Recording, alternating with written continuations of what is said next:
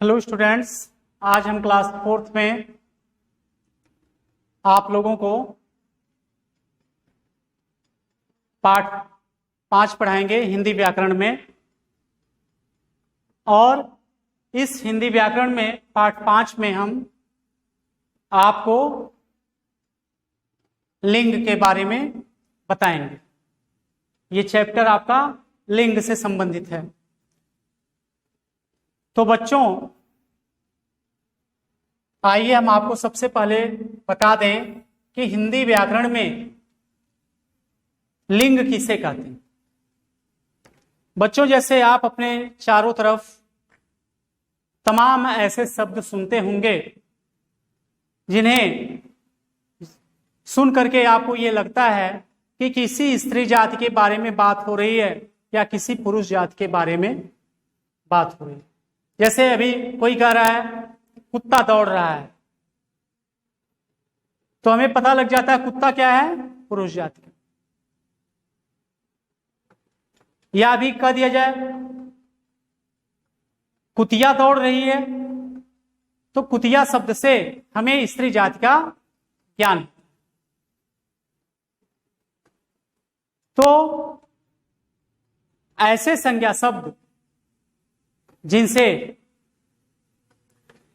स्त्री जाति या पुरुष जाति के होने का ज्ञान प्राप्त हो, उसे हम लिंग कहते हैं। तो आइए पढ़ते हैं।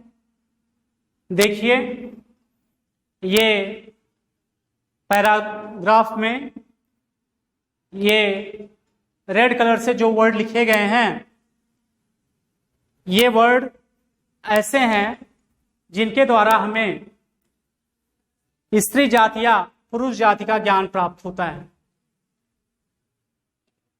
देखिए, नमन और कंचन भाई बहन हैं। वे अपने मम्मी पापा के साथ आगरा गए।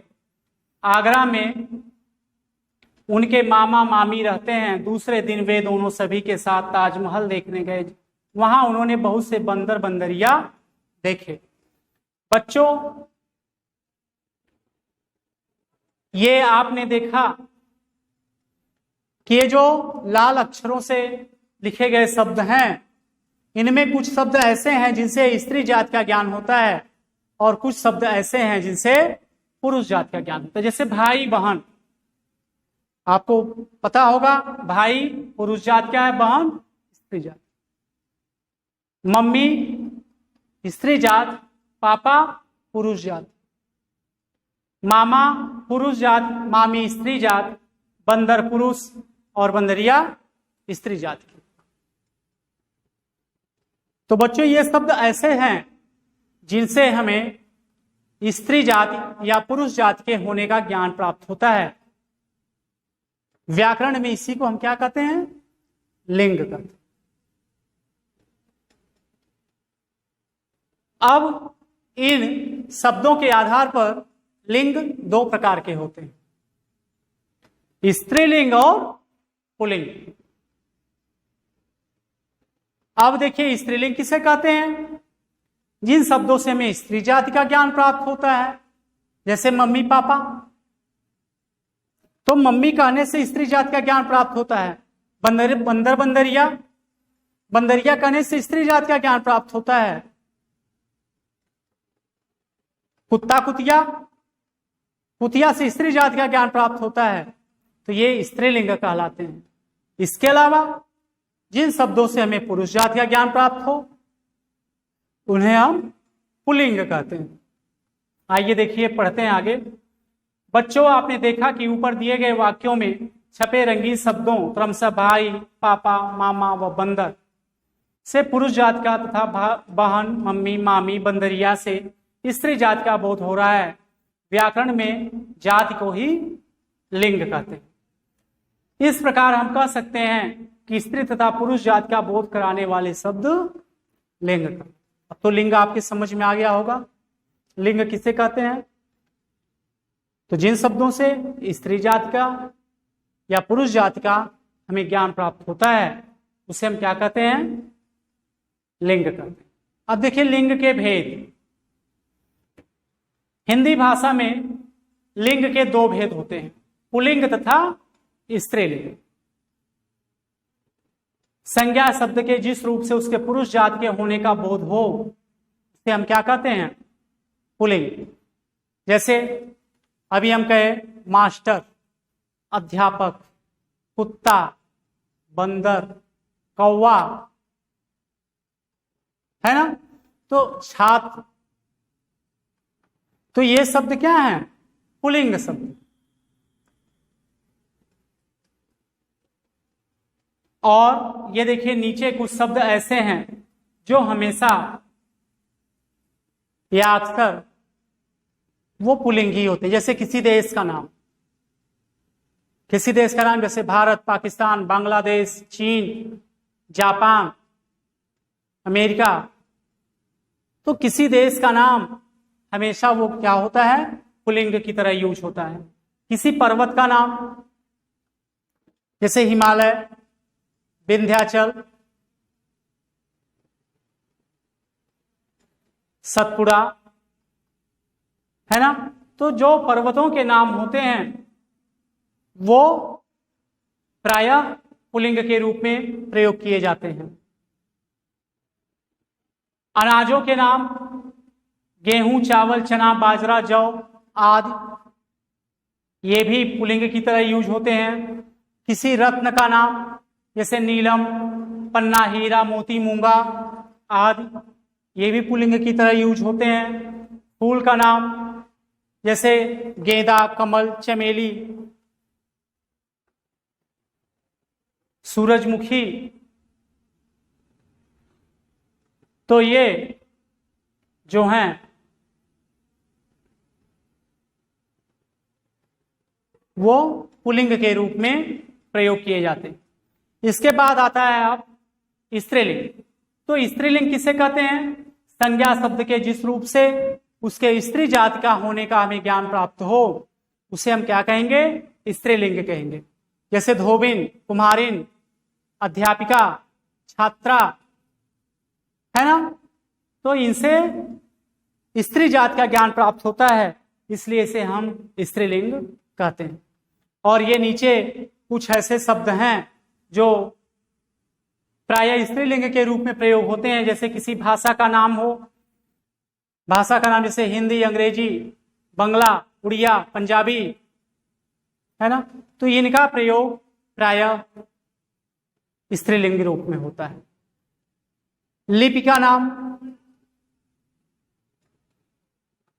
लिपि आपको स्टार्टिंग में ही हम बताए थे जब स्टार्ट किए थे व्याकरण। लिपि किसे कहते हैं? जैसे कोई भी भाषा है उसको लिखने के लिए जो जिन संकेतों का प्रयोग किया जाता है या चिन्हों का प्रयोग किया जाता है उसे हम लिपि कहते हैं,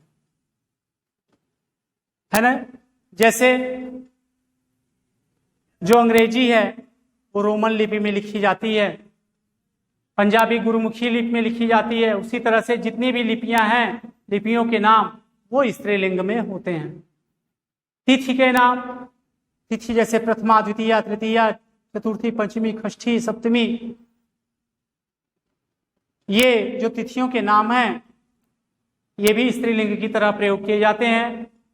नदियों के नाम, नदी वैसे भी स्त्रीलिंग शब्द है, उनके जो नाम है गंगा, यमुना, सरस्वती, जो नदियों के नाम हैं वो स्त्रीलिंग के ही रूप में प्रयोग किए जाते हैं।